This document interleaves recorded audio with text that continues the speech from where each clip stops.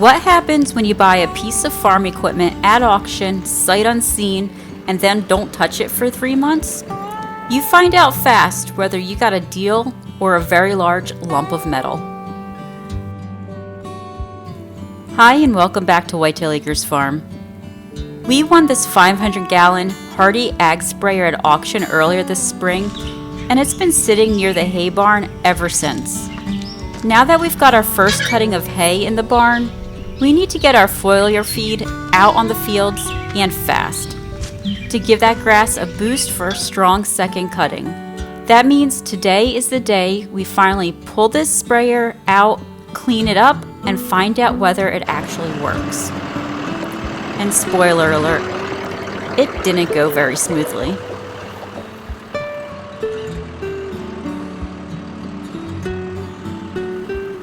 Our first stop was at the hay barn, where the sprayer's been tucked away since we hauled it home. We brought out the John Deere 5100 to pull it over to the livestock barn. We've got a water pump there with a long hose, and the first job is washing out that 500-gallon tank.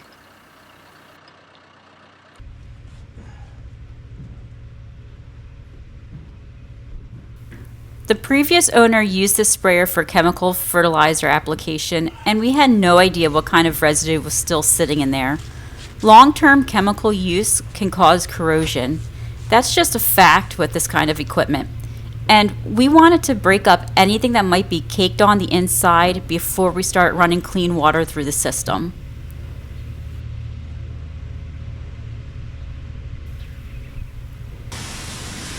We decided to put about 150 gallons in this tank while we were at it, enough to actually test the spraying system and see if those 40-foot booms would actually do what they're supposed to.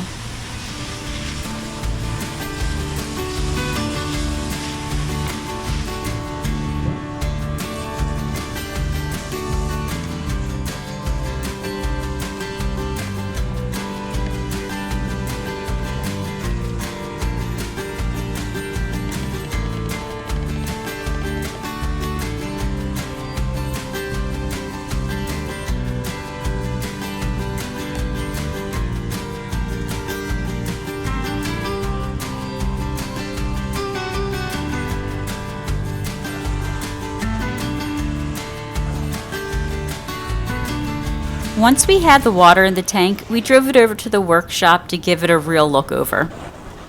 And here's where I need to be honest with you. This is our first time owning a piece of equipment like this. We have zero experience with ag sprayers. No manual came with it. Nothing is labeled. Every valve, every hose, every connection, we're just trying to figure out as we go.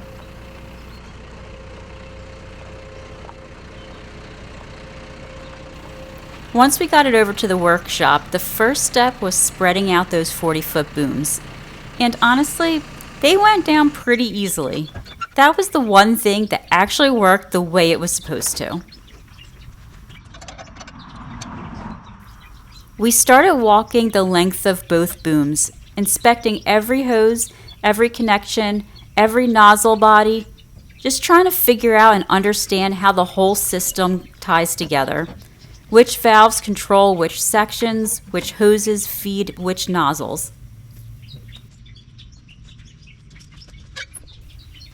The next thing on our list was opening each valve one at a time to see which ones controlled which sections of the booms. This is where things got a little challenging. At first, none of the nozzles would spray. Instead, water started coming out of the hoses near the PTO shaft, which is definitely not where it's supposed to be coming out.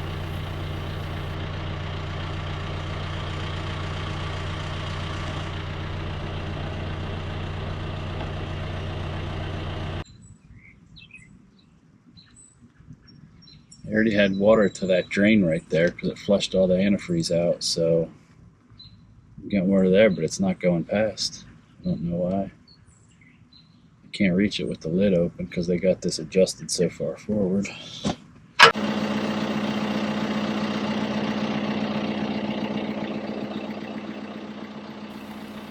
We got that figured out pretty fast. Wrong valves open. simple fix. But then a new problem. Only a few of the nozzles started spraying, and not consistently.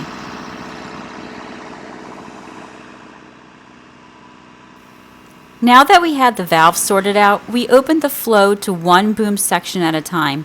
The idea was to isolate whether this was a pressure issue or blockages.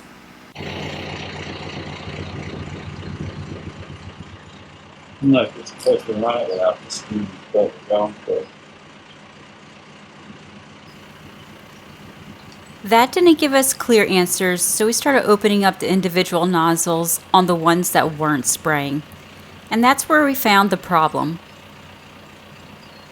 The filters inside the nozzles were corroded badly. Years of chemical fertilizer sitting in those lines had eaten away at the metal. Some filters were so clogged you couldn't see light through them. Removing a couple of those got water flowing, but there were still several nozzles showing absolutely no signs of water. So we took it a step further. We started taking those hoses apart section by section to see if there were blockages in any of the hoses themselves. Ryan would open up a section, then turn the sprayer on to see if water would come through. Water did flow for a couple sections, but there are a couple connector hoses that water doesn't seem to be going through at all, like completely dead.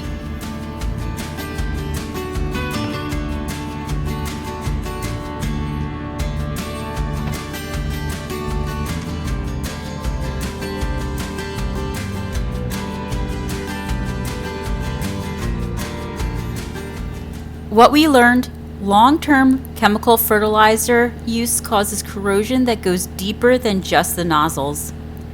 We've got nozzle bodies, spray tips, and sections of hose that are corroded beyond use and need to be fully replaced. We're going to order new nozzles, new sections of hose, and new nozzle bodies, and once those parts come in, we'll finish getting the sprayer fully operational. While we didn't get the whole thing completely figured out and field ready today, we made some real progress understanding this unit.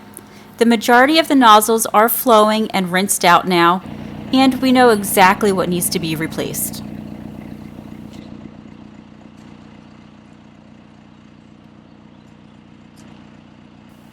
After all of that, we decided to tackle one thing that we could actually finish today: those tires.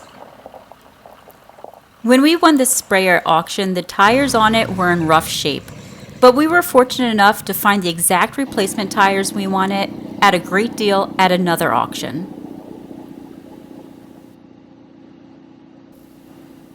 By this time it was getting hot out, so we folded up the booms and then pulled the sprayer into the workshop. Having it on concrete made it a lot easier to jack it up and get those tires swapped out.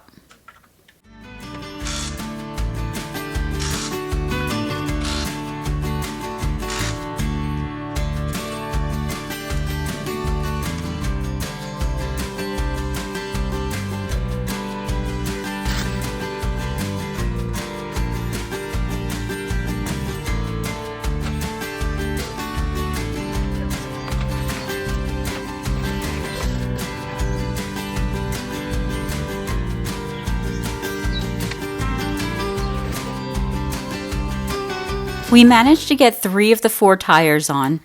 The 4th one in the set has some water in it from sitting, so we're going to tackle that one when we have the other sprayer parts and we can finish everything up in one shot. While we were getting the tires changed out, we also noticed the wheel bearings are dry and the grease seals are torn. So at a later date, we'll need to get those dust caps off, hubs apart, and bearings repacked. That's just how it goes with used equipment. You fix one thing, and then you find 2 more. See, the grease seal is torn, but I don't know. Probably gonna have to put heat on that. That's not gonna be a project for today.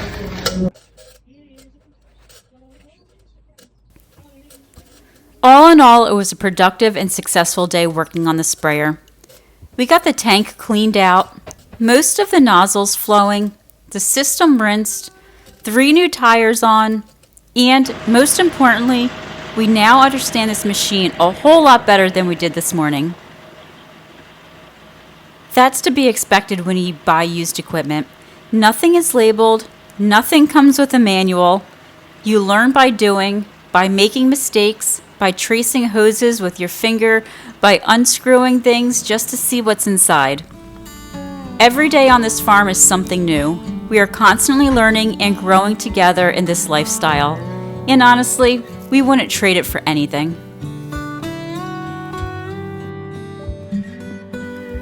Don't forget to subscribe to our channel for more equipment adventures along with everything else that we have going on the farm.